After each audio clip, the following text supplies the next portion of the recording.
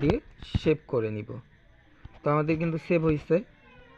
ওকে, তো সেভ হওয়ার পর আমরা গেমটাকে হচ্ছে একটু রিফ্রেশ করে নিব। রিফ্রেশ করে নিয়ে গেমটার ভিতরে ভিজিট করব। ম্যাগনেট মিনার র গেমস।